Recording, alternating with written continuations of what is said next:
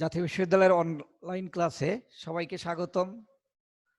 করোনাকালীন শিক্ষা কার্যক্রম চলমান রাখার স্বার্থে জাতীয় বিশ্ববিদ্যালয়ের উদ্যোগে অনলাইন ক্লাসে আবারও তোমাদেরকে স্বাগত জানিয়ে এবং স্বাস্থ্যবিধি মেনে চলার আহ্বান জানিয়ে আমি আজকের গাণিতিক পদার্থবিজ্ঞানের পঞ্চম ক্লাস শুরু করতে যাচ্ছি। আমি ডক্টর ইসাম আলিউল্লাহ।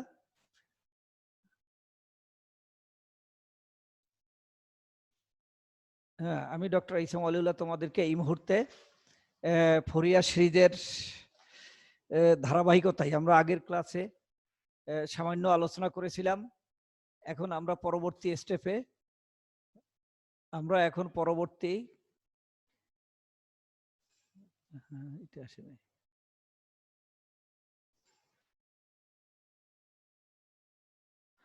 আমরা পরবর্তী ক্লাসে এগিয়ে যাচ্ছি।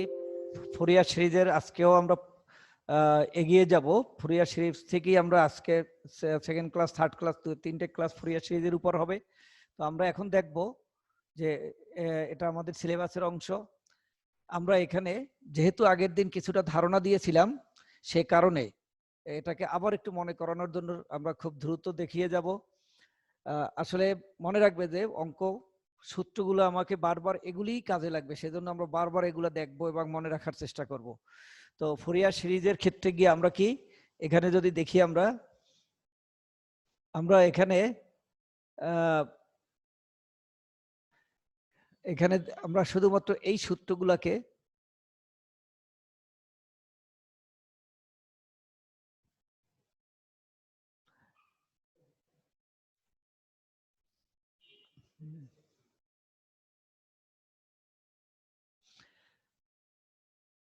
তো আমরা এটাই হলো ফোরিয়ার সিরিজ, যেখানে তিনটা কনস্ট্যান্ট আছে, a0, an এবং bn। তো এই তিনটা ভ্যালুই আমাকে বের করে এই সমীকরণে বসালেই কিন্তু ফোরিয়ার ধারাটা পাবো।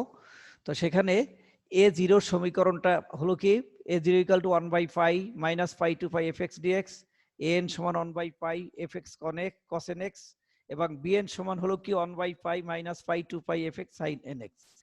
n এর মান 1 2 3 4 5 ইত্যাদি। আমরা এটা দেখে নিলাম, একটু দ্রুত যাব যেহেতু আগের ক্লাসে আমরা আলোচনা করেছি। তাহলে এ ধারার মধ্যে আমরা আবার একটু মনে করালাম, a0 পেলাম, an পেলাম, bn পেলাম। এখন আমরা এখানে আবার অড ফাংশন, ইভেন ফাংশন সম্পর্কে একটু বলবো। ইভেন ফাংশন কি, যেখানে -fx সমান fx। যেমন আমরা সেখানে বলেছিলাম যে যদি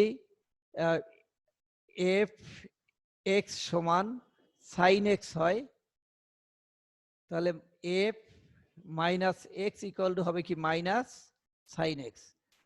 তো অর্থাৎ f - x = not fx, সে কারণে এটা আমার অড ফাংশন নয়।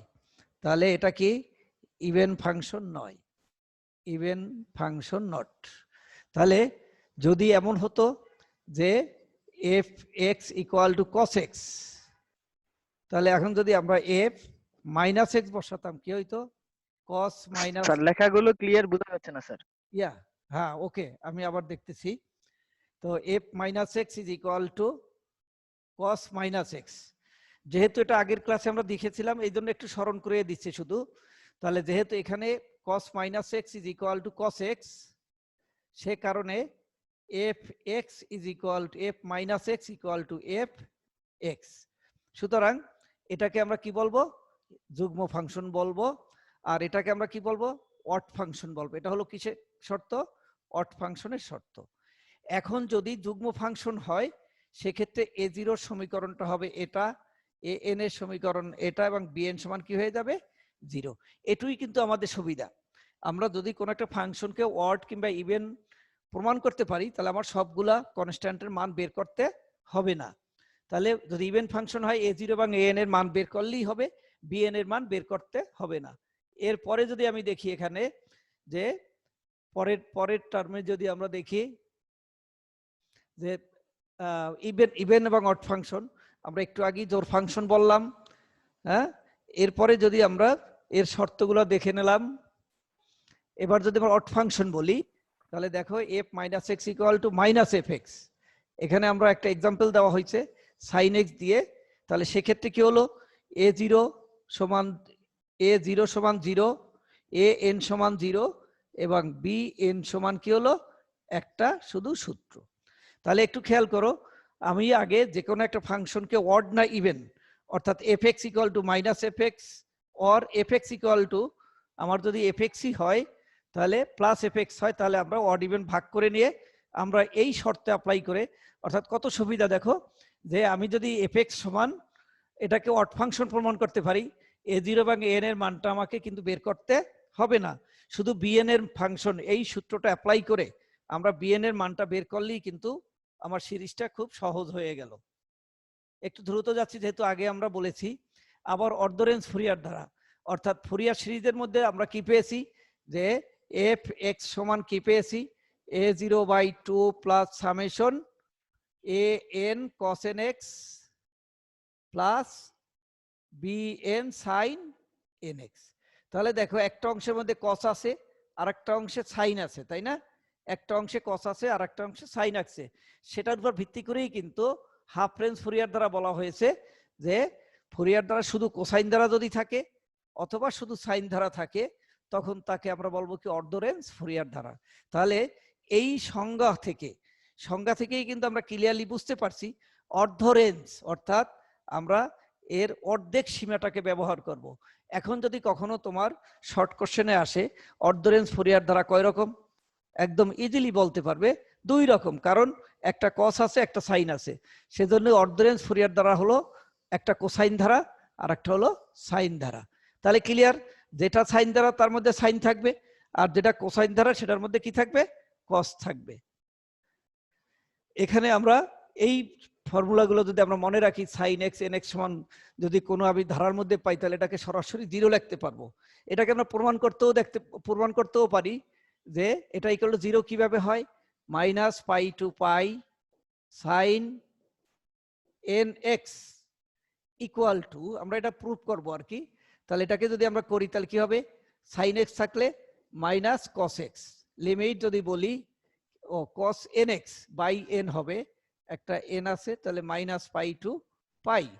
এখন মাইনাসটা কমন নিয়ে যদি আমরা -1/n কমন নেই তাহলে কি হবে, cos π minus cos -π।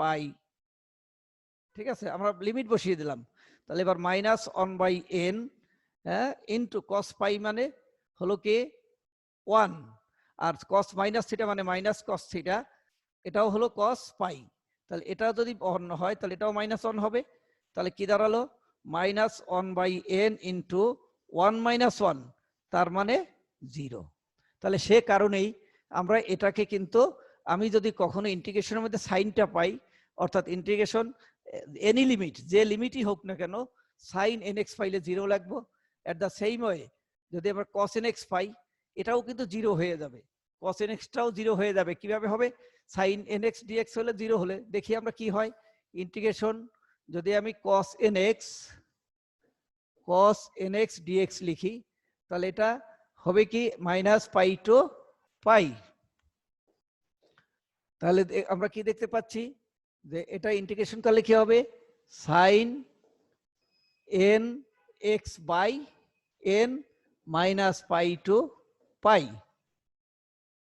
cos nx থাকলে। তাহলে এবার কি দাঁড়ালো এখানে, যদি আমরা দেখি sin πx πn nπ minus sin -nπ, ঠিক আছে। তাহলে এখানে sin nπ মানে 0 প্লাস 0, সুতরাং এটাও কি হয়ে গেল, 0 হয়ে গেল। তাহলে আমরা দেখলাম কি, এটা এখানে দেখা গেল, এটা এখানে, অর্থাৎ যদি sin nx dx হয় -π টু লিমিটে তাহলে দুটোই 0। আবার sin x con x যদি একসাথে থাকে সেটা 0। হ্যাঁ, তাহলে এই মানগুলোকে যদি আমরা কখনো দেখি তাহলে আমরা কি করতে পারবো, এখানে এগুলাকে আমরা ব্যবহার করে আমার ক্যালকুলেশনটাকে অঙ্কটাকে ছোট করে নিয়ে আসতে পারবো। ওকে, তাহলে আমরা নেক্সট যাচ্ছি অর্ধ রেঞ্জ ফুরিয়ার দ্বারা। আমরা আবার সেটাকে দেখে এইবার আমরা আসবো কি, আমরা সহগগুলা বের করব। অর্থাৎ ফুরিয়ার ধারা দেখো এখানে আমরা যদি এখন সমীকরণ, আমরা মূল সমীকরণটা কি ছিল, ফুরিয়ার ধারাটা কি ছিল, দেখো যে ফুরিয়ার ধারাটা ছিল f(x) ইজ ইকুয়াল টু, হ্যাঁ ফুরিয়ার ধারার সহগগুলো নির্ণয় করব। তাহলে f(x) একটি পর্যায়বৃত্ত ফাংশন, যে ঘুরে ফিরে সে আবার একই জায়গায় আসবে, সেটাই হলো পর্যায়বৃত্ত ফাংশন। একটা সার্কেল, একটা সাইকেল, একটা ঘূর্ণনের পরে সে কি করবে, আবার আগের জায়গায় কিন্তু ফিরে আসবে। তাহলে এটা হলো কি আমার ফুরিয়ার ধারা। এই সমীকরণের আমরা কি করব, সিম্পল আমরা ইন্টিগ্রেশন করব। তাহলে আমার ফুরিয়ার ধারায় কয়টা পার্ট, তিনটা পার্ট, এক আর এখানে দুটো। তাহলে এখন আমরা যদি এখানে দেখি যে ফার্স্ট dx থাকলে কি হলো, dx এর ইন্টিগ্রেশন x, আর an থাকলে আমরা একটু আগেই দেখেছি যে ইন্টিগ্রেশন -π টু π। আমরা যদি আগের পাতায় দেখি একটু, যে আমরা এখানে দেখেছি একটু, আমরা আগের পাতা আমরা যদি দেখে আসি, একটু দেখাতে চাচ্ছি, হ্যাঁ এই যে sin nx সমান 0 cos nx। তাহলে আমরা এটাকে যখন পেয়ে গেলাম তখন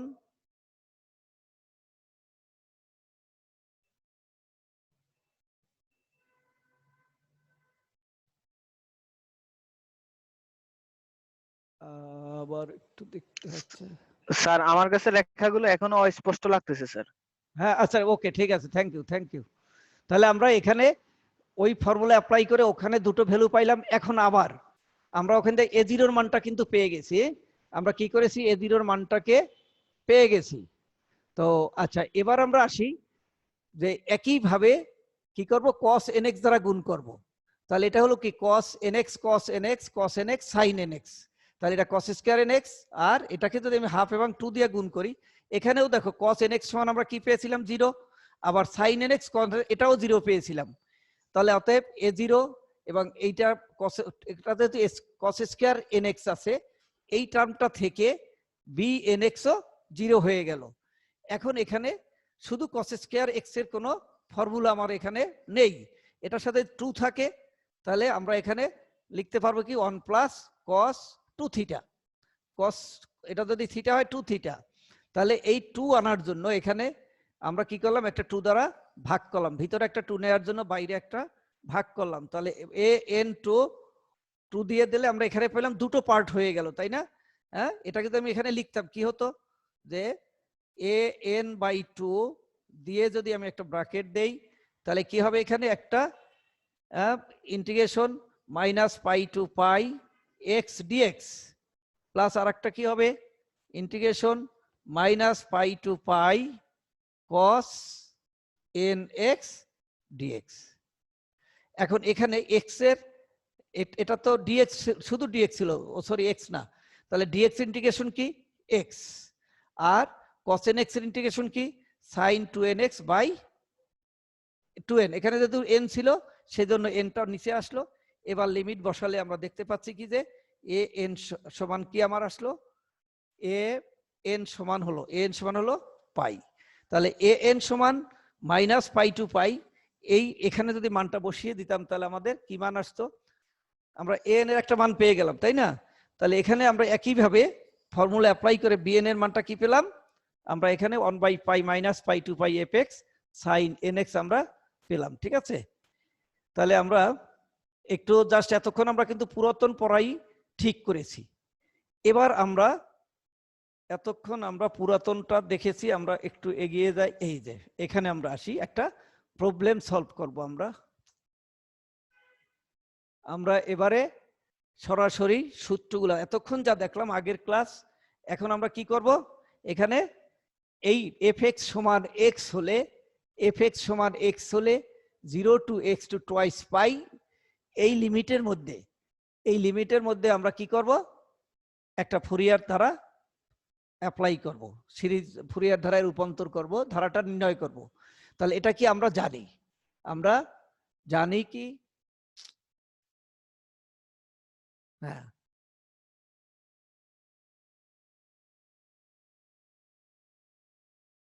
আচ্ছা, তাহলে এটা কি আমাদের ফুরিয়ার ধারার সূত্রটা, কমন সূত্রটা আমাদের কি, এটার মধ্যে a0 সূত্রটা কি, এটা এখন যদি এটা fx, an সমান এটা, a0 সমান a2, an সমান এটা, আর bn সমান এই তিনটা সূত্র আমরা একটু আগে জেনেছি।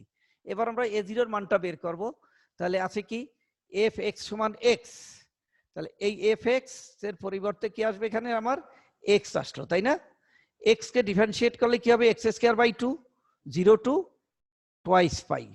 তাহলে আমার লিমিটটা কোথায় ছিল 0 টু টোয়াইস পাই, সেই কারণে 0/1 এক্স স্কয়ার কে আমরা ইন্টিগ্রেশন করলে কি পাই x x dx equal to কি হবে x to the power 1 plus 1 divide by 1 plus 1, সেই হিসাবে এক্স স্কয়ার বাই 2। এখন upper limit minus lower limit যদি বসাই এক্স এর পরিবর্তে কি হবে এখানে দেখো 1/পাই ইনটু এটা হবে কি টোয়াইস পাই হোল স্কয়ার। জি হ্যালো, হ্যাঁ মেহেদি কিছু বলছো, কিছু বলেছো? হ্যাঁ কথা বোঝা যাচ্ছে না তোমার মেহেদি? হ্যাঁ কিছু বলেছো মেহেদি হাসান? ওকে, তাহলে শুনতে থাকো। আমরা প্রত্যেকটা পয়েন্টকে ভেঙে, যাতে তোমাদের বুঝতে অসুবিধা না হয় সেজন্য ভেঙে ভেঙে দেখাচ্ছি, পরবর্তীতে নিজেরা যাতে করতে পারো। ওকে, তাহলে 2x square 2x whole square আর 2 কনস্ট্যান্ট আর পরেরটা 0, সে কারণে হলো কি 4 পাই স্কয়ার বাই 2, অর্থাৎ এবার যদি আমরা এটা থেকে এটা কেটে দেই 2 হবে, আর পাইটা যদি একটু কমিয়ে দেই তাহলে হয়ে গেল কি a0 equal to 2 pi. At the same ওয়েতে এবার যদি আমরা an টাকে বের করি, এখানে আমরা fx এর পরিবর্তে কি লিখলাম x, এখন এটা হবে কি ইউভি সূত্র, ইউভি ডিএক্স যদি হয় আমরা কি লিখতাম u integration v dx minus integration second bracket d u by dx, আবার ইন্টিগ্রেশন হবে কি ভি ডিএক্স। আমরা এই ফর্মুলাটাকে এখানে অ্যাপ্লাই করব, তাই না? কোথায় এখানে এটা হলো ইউ, এটা হলো ভি, তাহলে সেই অ্যাপ্লাইটা যদি করি, এটা এখানে সংক্ষেপে করা আছে, আমরা সংক্ষেপটাকে একটু বিস্তারিত বলার চেষ্টা করি। তাহলে কি হয় এখানে দেখো, এটা সমান যদি আমি লিখি 1/পাই তো হোল কমন, তাই থার্ড ব্র্যাকেট দিয়ে যদি আমরা লিখি, প্রথম এক্সটা হলো ইউ, তাহলে এক্স আগে আসলো ইন্টিগ্রেশন পাই টু, এখানে পাই টু না, এখানে যেহেতু আমার লিমিটটা ছিল কি 0 to twice pi, 0 to twice pi, তাহলে কি হবে এখানে 0 to twice pi into cos nx dx minus integration 0 to twice pi second bracket দেয়া যদি দেই d by dx into x integration এখানে cos nx dx second bracket দিয়ে আরেকটা dx, ঠিক আছে? থার্ড ব্র্যাকেট যেহেতু আমার 1/পাইটা কমন আছে, এবার 1/পাই কিন্তু 1/পাই জায়গায় রাখলে x আছে, cos nx থাকলে কি হইতো sin nx, আর যেহেতু n আছে nটা ভাগ হয়ে যাবে, ঠিক আছে? আর এটাকে দুইবার এখানে ডাইরেক্ট লিখেছে, এটাকে যদি আমি এটা গেল এই অংশটুকে যদি আমি করতাম এইটু থাকলো, আমি এইটুকে আবার তোমাদের দেখাচ্ছি যে এখানে যদি দেখো মাইনাস এটা x হলো 1, তাহলে 0 টু 2 পাই এটা হয়ে যাবে কি sin nx by n dx। এবার সাইন থেকে যদি আমি কসে আসি আর একটা মাইনাস এসে প্লাস হয়ে যাবে, আর এখানে হয়ে যাবে কি cos nx বাই আর একটা n এসে n স্কয়ার হয়ে গেল। তার মানে এই যে এই লাইন থেকে এখানে লিখেছে, এখানে কিন্তু কমপক্ষে 3-4টা স্টেপ আছে, আমাদের শুধু সংক্ষেপ করার জন্য ডাইরেক্ট লিখেছে।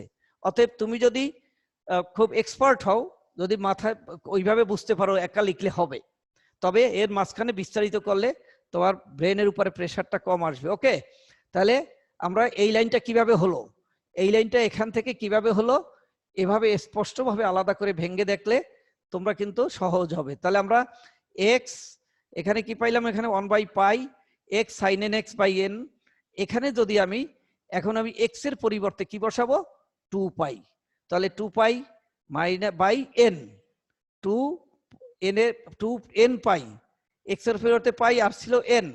ওকে, আর একটা হলো কি মাইনাস নিচের ভ্যালুটা কি 0, কারণ 0 থাকে। এখন কি সাইন 0 ইকুয়াল টু কত 0, সাইন পাই ইকুয়াল টু কত, এটাও 0, সাইন 2 পাই কত, এটাও 0।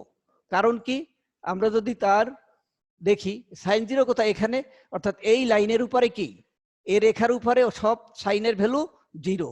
তাহলে এখানে 0 হলো 0, এটা 180 ডিগ্রি 0, আবার এখান থেকে ঘুরে আসলে টোয়াইস পাই। অতএব সাইন n পাই এটাও কি, এটাও হয়ে যাবে কি আসলে 0 হয়ে গেল, তাই না? তার মানে এই টোটাল অংশটা থাকলো না।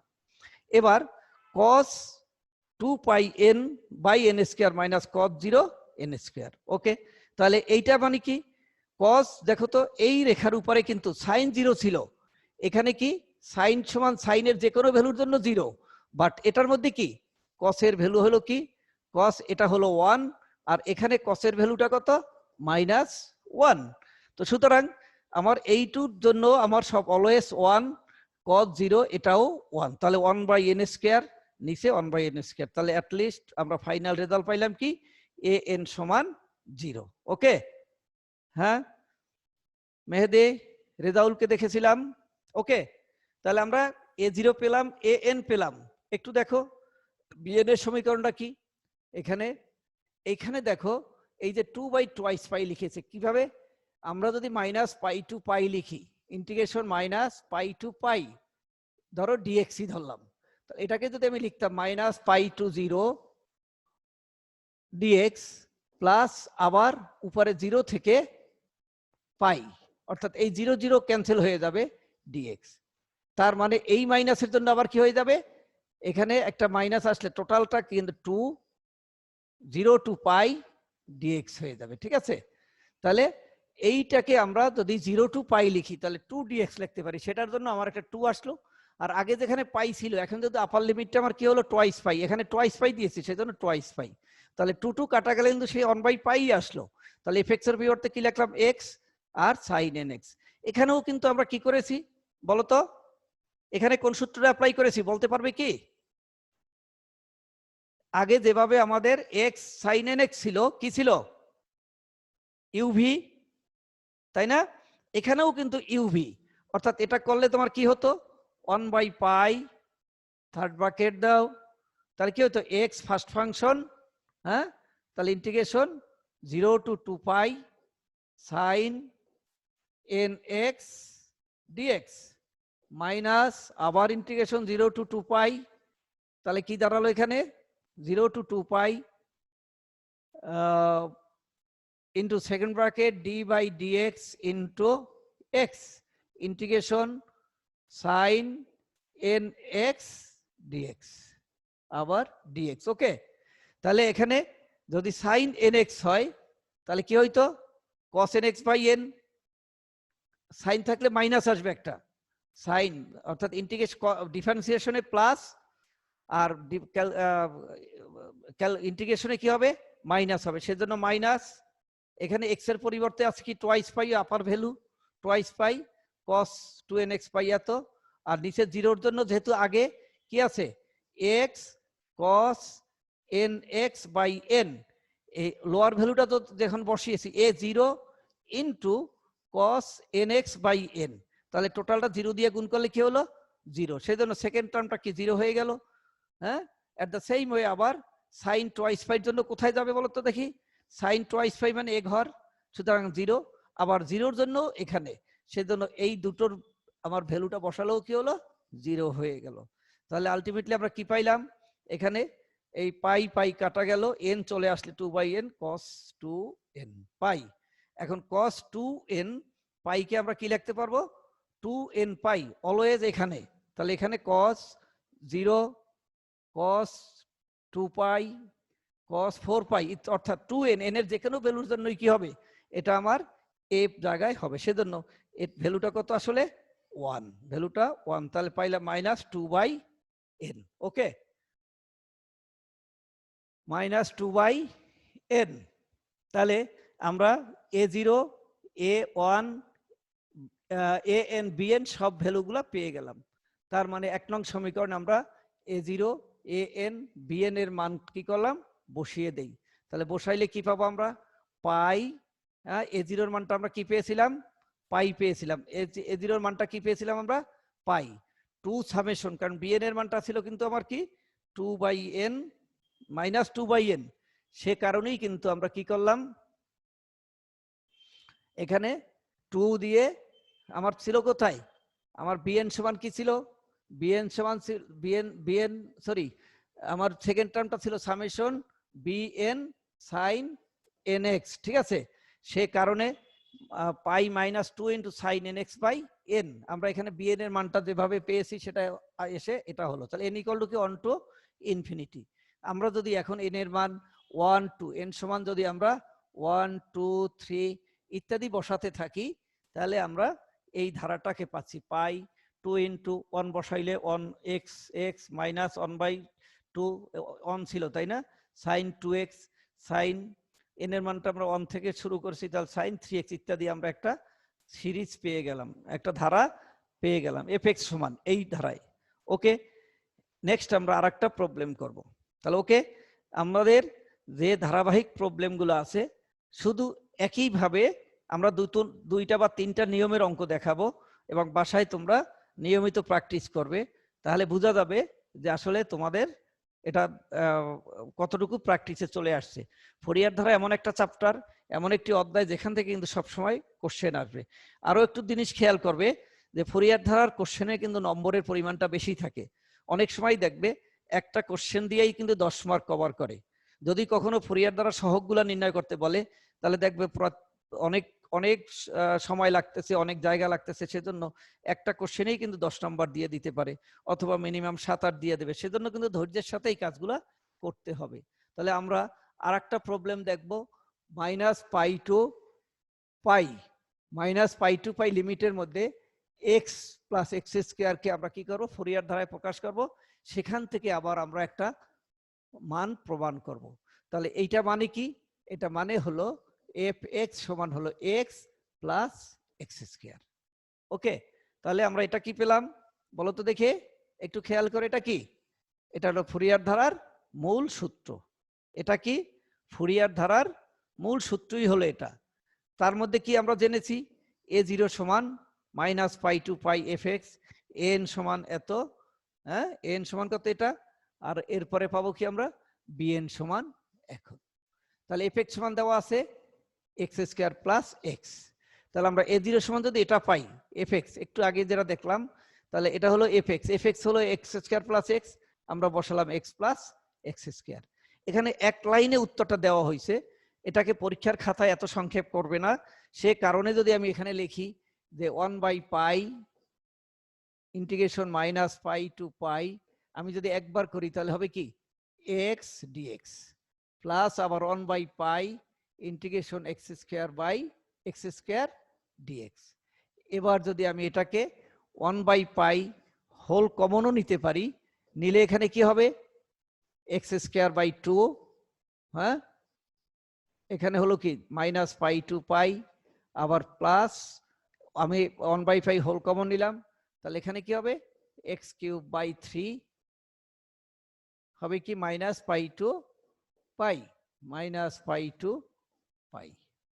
তাহলে এইবার দেখো আমি প্রথমটার জন্য যদি এখানের জন্য যদি আমি লিমিটটা বসাই, তাহলে এক্স এর পরিবর্তে পাই বসাইলে pi square x square pi square by, দুটোকে আলাদা আলাদা করে লিখছি, এটা খুব সংক্ষেপ করেছে, এত সংক্ষেপ করলে তো মাথার ঢুকবে না। তাহলে এখানে কি আছে এক্স এর পরিবর্তে পাই, তাহলে পাই স্কোয়ার বাই 2 মাইনাস এখানে কি আছে আবারও minus pi whole square by 2, এটা গেল এখানে।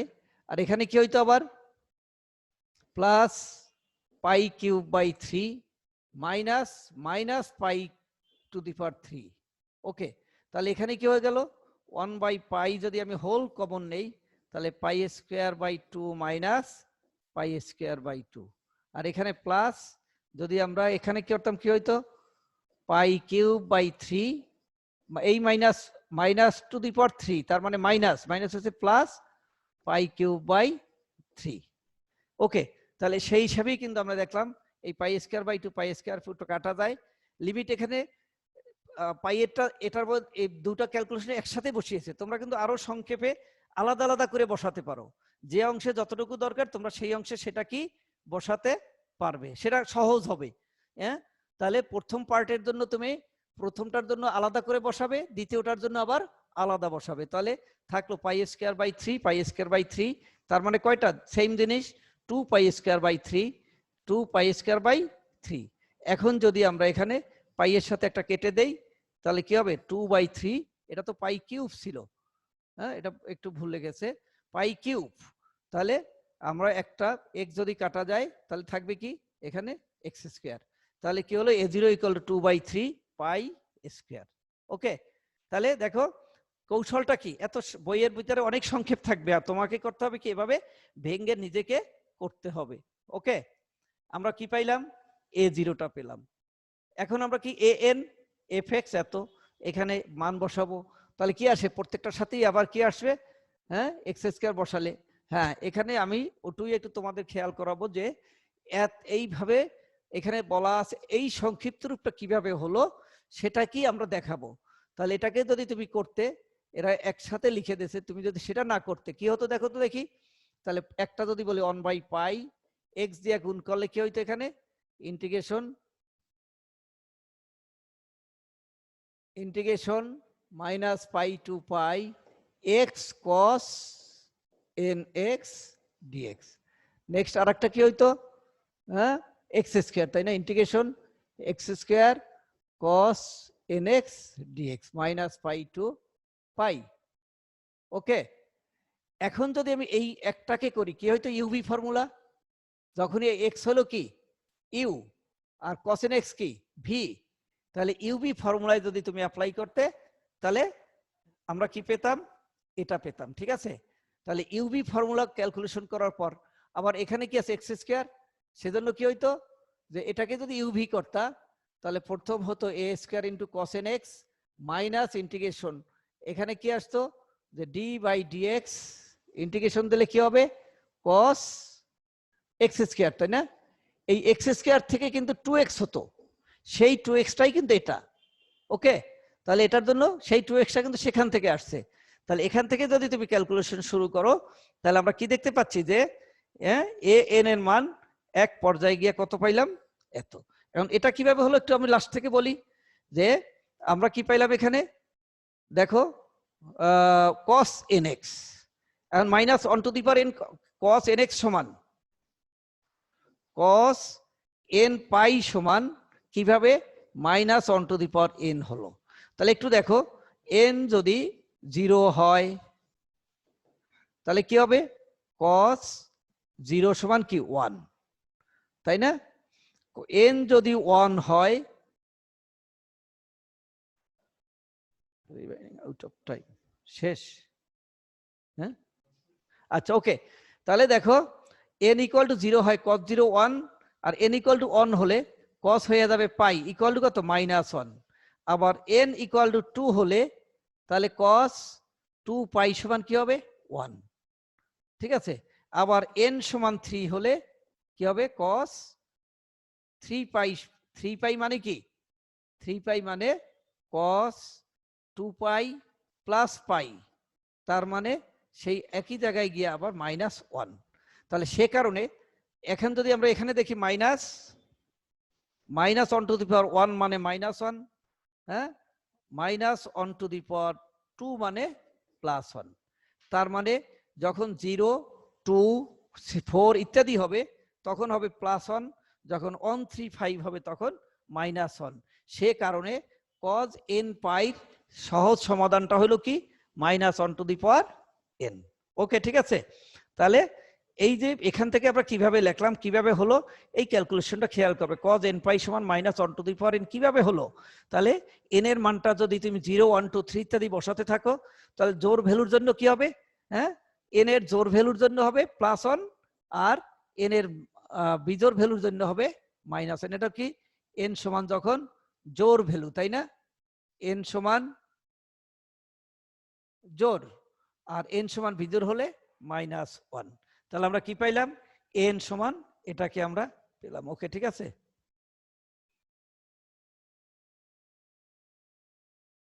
নেক্সট একইভাবে আমি যদি bnটাকে ক্যালকুলেশন করি, bn এখানে যদি ক্যালকুলেশন করি তাহলে cos n পাই মাইনাস cos n পাই।